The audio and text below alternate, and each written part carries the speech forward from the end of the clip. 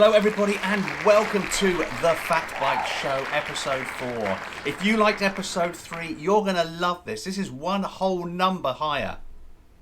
Another big milestones for the show this week. Dicking About YouTube channel has got more than 5,000 subscribers, about 1,500 Instagram followers, so I'm incredibly grateful for that. And also, you might not know, but the Fat Bike Show is the most popular mountain bike or cycling show on television or YouTube that starts with F and ends with @BikeShow. Very proud of that. So coming up in today's show, I take part in another challenge suggested by a viewer. We have a brand new feature called Shop Talk. There's a quick product review of the FIDLOCK, which is a magnetic bottle holder for your bike. Right, let's get on with the proper stuff. And I'm facing another challenge. My new friend Dean challenged me to climb Butser Hill, which if you haven't seen it, I'm in a huge amount of pain in the last episode, so check that out. This time I had contact from a lovely chap called Christian. And he said, have you ever ridden these off-piste trails in Eastridge? I've not ridden Eastridge, it's in Shropshire somewhere, I've never been there. It sounded like a nice, enjoyable ride. Or so I thought. Right, it is 5:45 a.m. It is freezing cold. It's predicted to be rain or possibly snow, but I'm on my way to this new challenge with the fat bike. I'm off to somewhere in Shropshire, wherever the sat-nav is taking me, to meet up with Christian and Mark. It's very early, I'm very cold, but hey, this is what mountain biking is about. Going out, trying new stuff, having fun. Oh, okay. Hey everybody, I am in the beautiful Shropshire Hills and I'm with two new friends of mine. We have Christian from Electric Mountain Biker. Hello. And we have Mark from the Gib MTB. Yep. These guys have invited me here. Now I'm not trying to convert them to the fat bike, but I have claimed that it can handle most trails. So today I might be putting that to the test because these are pretty technical trails. It's been very wet, but we're going to go out, have a laugh, and I'm going to share some of the riding. So let's see how we get on.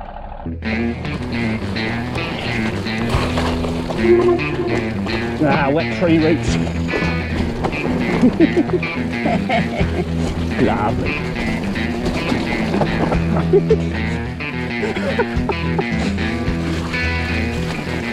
This is great.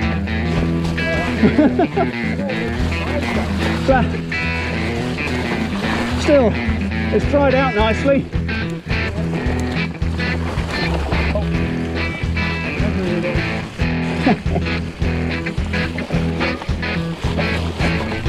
Bloody hell.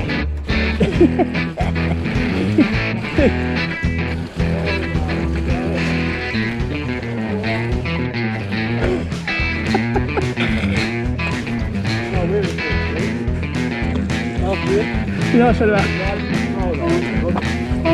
these tyres going sideways. There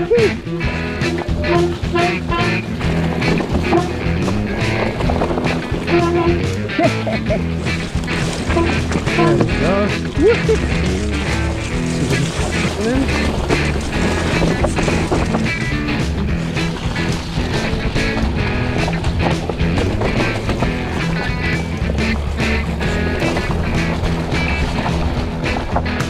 This is very slippery. Wrong gear.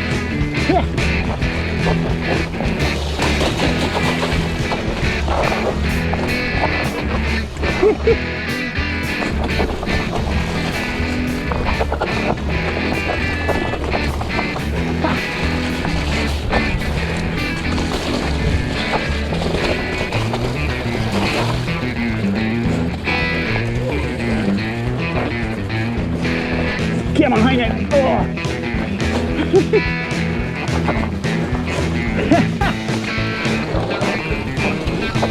Lip sliding.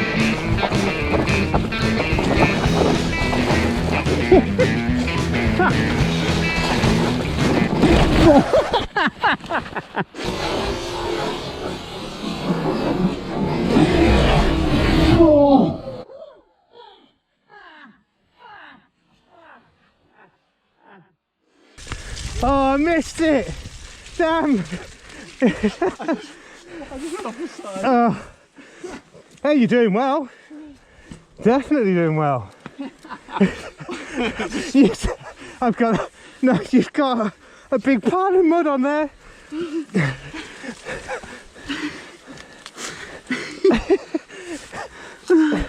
Oh, there you go, that'll do. Oh, brilliant. What did you think of it though? Oh mate, fantastic. Lovely little trail. It was just, as I came off that corner, I just misjudged it. Oh no. Oh. Right. A lot easier again now. It's more a case of these cars going sideways.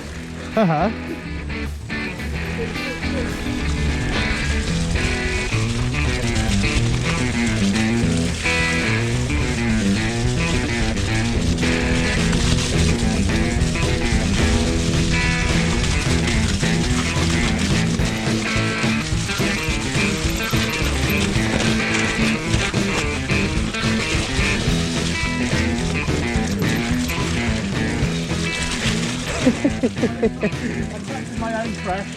Nicely done. Well, I've got to say, there are times when, you know, it's lovely riding. It's a brilliant bit of fun.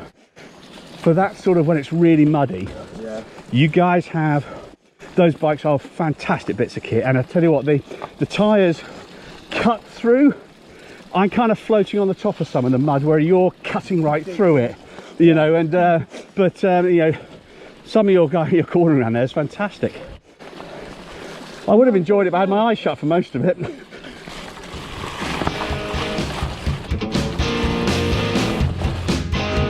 Mutton chill.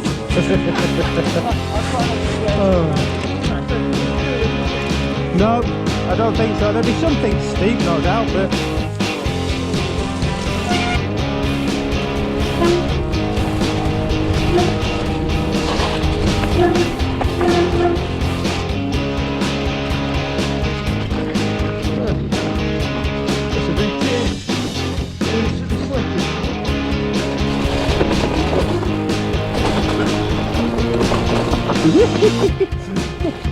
I'll be honest with you, he's gliding quite well down here, but it is. Go on, he's on it.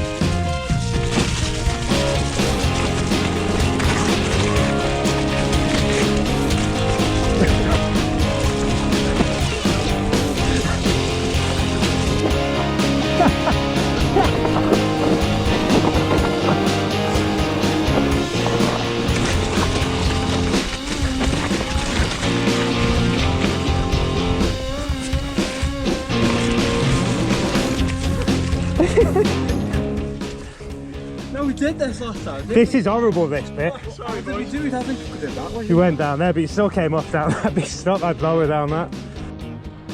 Here he comes. Hold it, hold it, hold it. Oh, oh. You okay, dude? Yeah, it's just probably needs going with a little bit more speed if I'm honest. Doctor, this is a super technical trail feature because it's so muddy in the wet route. So Mark's gonna give it a go. Off you go, buddy. Very, very technical. Hang on, he's done it. Oh, that's super skillful, mate.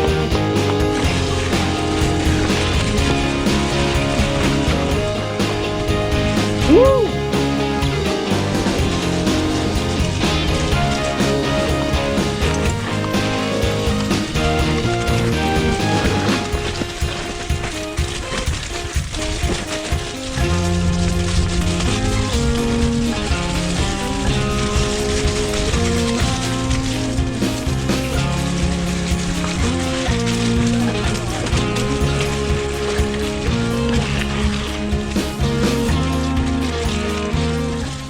Right, dear viewers, we're climbing back up again.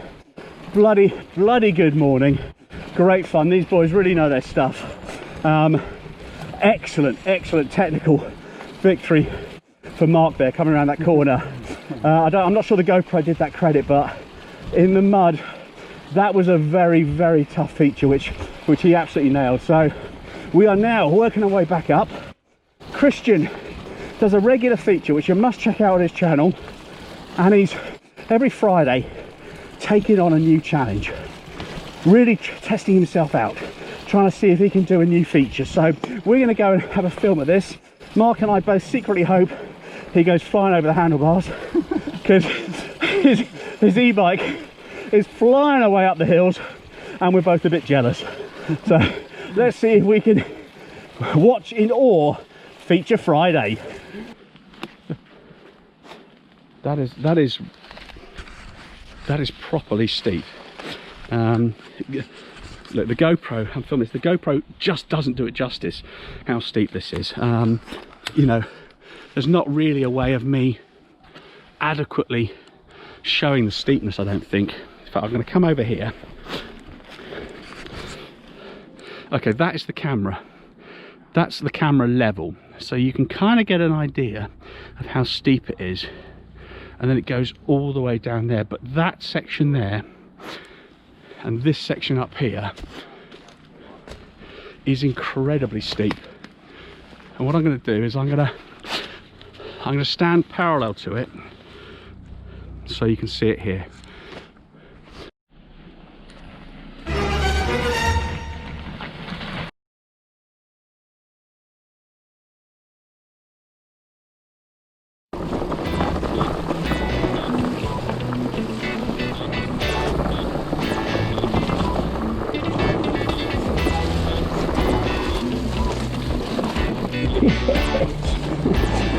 Oh, well, this is as wet a trail as I've ridden in a while.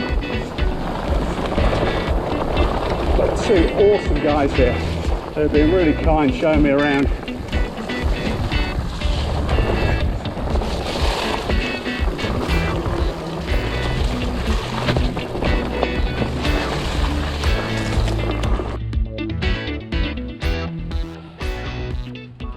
Look at what these two have done to me. Okay, so what was the point of today? The point of today was to bring the fat bike, meet these guys, have a great ride. Guys, you don't ride with any fat bikers. Did you think it would cope? I had my doubts. I definitely had my doubts on that. Yeah, I didn't think it would. If I'm being brutally honest, didn't think it would. And now we're down. Look at the glorious mud on it.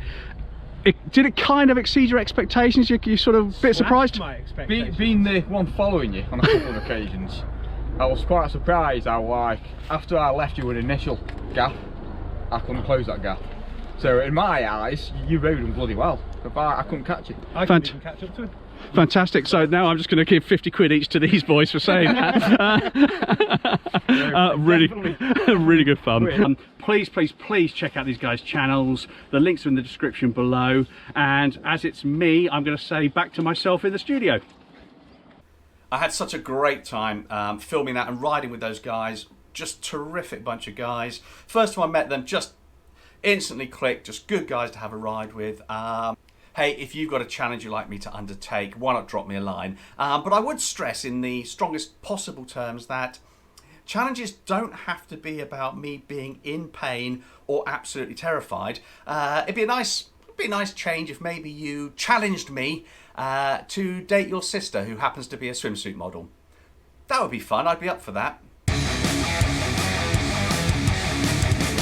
Okay, now it's time for a brand new feature on the show, and I thought it'd be a nice change of pace to have someone who actually knows what they're talking about doing part of the show. So we're going to head over to Ripon in Yorkshire in the UK and check in with Sam at BIKEMONGER for a new feature called Shop Talk. Hello Richard, hello everyone. If you live in the Northern Hemisphere, you've probably noticed the seasons are changing. And for most of us that doesn't mean crisp Alaskan snowfields, it means mud, glorious mud, lots of it. So are the tyres you've been running all summer going to see you through the winter? Are they going to do the business for you? Let's have a look. For me, I've been running the Pan Racer Fat Be Nimble on the Krampus. This is the 3-inch version, not really a fat tyre, but there is a 4.6 and the principles are the same. It's a great tyre, nice and fast rolling, copes with most conditions. But when I was out yesterday in the North Yorkshire mud, I was feeling myself slipping and sliding about a bit more than I would have liked. And if we look at the tyre, we can see why. The lugs are quite low, quite widely spaced, which is great. It's a nice fast rolling tyre. But as you can see, it does have a tendency to clog up with mud between the lugs. And when that happens, you lose traction, and that's when the sliding around happens. So what do we look for in a winter tyre? The most obvious thing is the size and spacing of the lugs. So if you look at something here like a Surly Nate, this one, you can see that the lugs are much higher, much taller, much further apart. And that means they can dig deeper into the mud, deeper into the glute to pull you through. And the fact that they're spaced more widely means that the mud sheds more easily. So as the tyre rolls, the mud falls away, it doesn't clog up. That's one of the advantages of a fat tyre, is that you've got this great big contact patch, so you can space the lugs more widely and still have a reasonable number of them in contact with the ground. Lugs also extend quite a long way up the sidewall of the tyre. Great for cornering, also means that if you're in deep mud, your tyre's sinking in, you've got that extra bit of traction pulling you through. Something that everyone thinks a great deal about is the fact that front and rear tyres do a completely different job. The job of the rear tyre is to propel the bike forward, is to translate the effort from your legs into forward motion with as little loss of energy between the rubber and the ground as possible. The job of the front tyre is to slow you down. So it still needs to grip the ground, but in this instance the force is working backwards. It's slowing you down rather than driving the bike forward. The front wheel is also responsible for making sure the bike goes in the direction that you want it to, which is pretty critical in most situations. If it's a slick tyre on a hard surface, then the difference is pretty negligible. It's not really a consideration. But most fat bikes are found in pretty low traction environments, in mud, in sand, in snow, and there it can make quite a difference.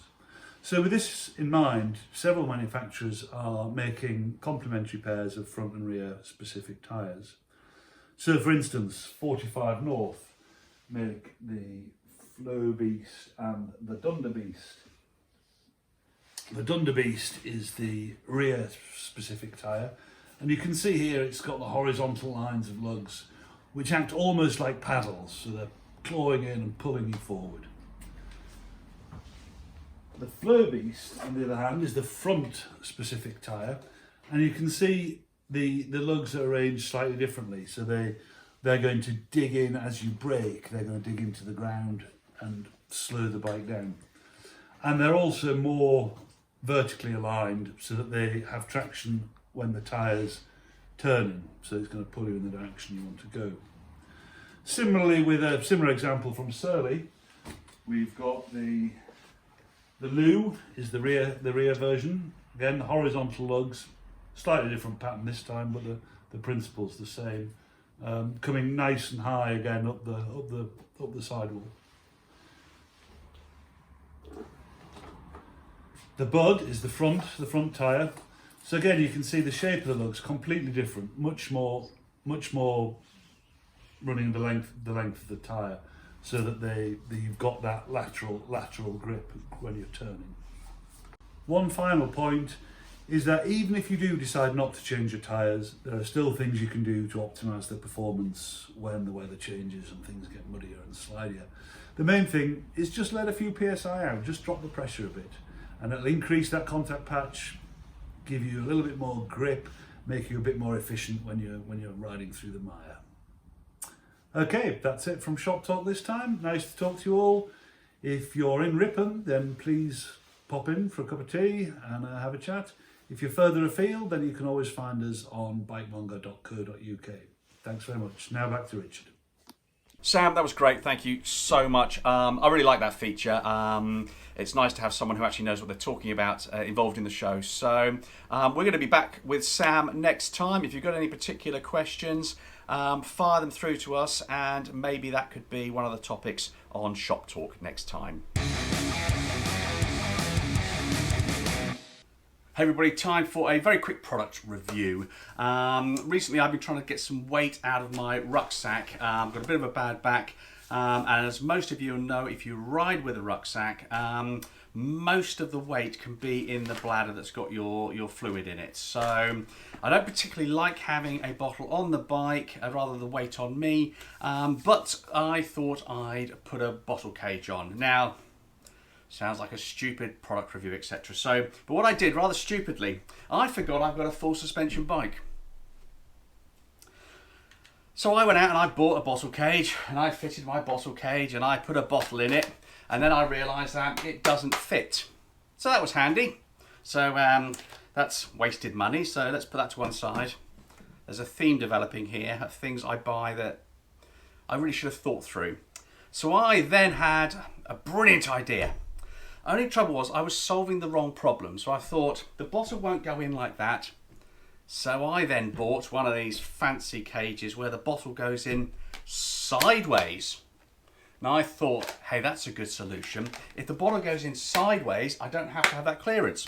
So I put that on. Then I realised because that stands a bit proud, that didn't fit either. So there's another waste of money. Do you get the theme that's developing now? So I then looked up a bottle called a FIDLOCK, and I've taken out this packaging just so you can see. So the idea of these things is that they twist open. They are held together with magnets. So this becomes your bottle cage, and it clips on like that. In fact, actually, let me do that, a bit of a demonstration. So once it's on, you click, you twist it to unlock the bottle, but you can put the bottle on from any angle. Yep. Twist to unlock, and it clips on. It's a really strong magnet. So part of this is, let me show you this. So how low does it get? Look at that's moving. Okay, one more time. I think that's pretty impressive. You know, there's a good inch and a half there where that shows the strength of the magnet. So I'm going to put this on. So the two things I need this to do, I need it to fit on the bike and not get in the way of the rear shock. And I need it to stay on the bike if you go over rough ground. So fast forward this bit, if I'll do it for you, because this is me literally using a torque wrench to undo 2 screws and then put this on the bike. So talk amongst yourselves, fast forward now.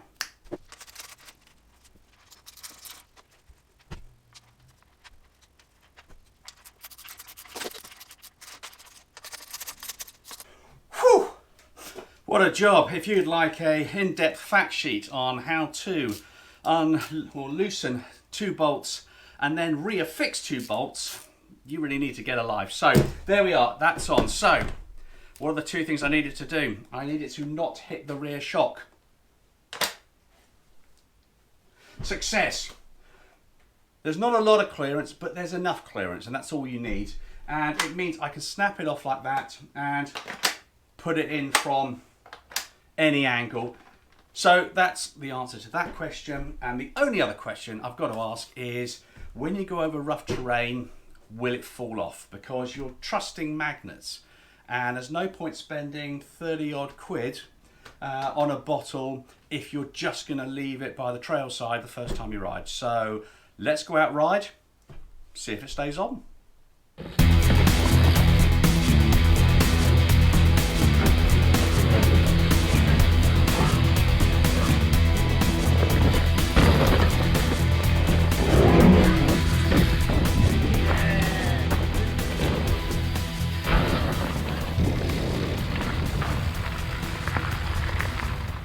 Okay, so just back from doing a little test ride for the FIDLOCK bottle, and I got to say I'm pretty impressed. You know, it's 30 odd quid versus 4 quid for a normal bottle. But then depending on the cage you buy, you've got the same amount.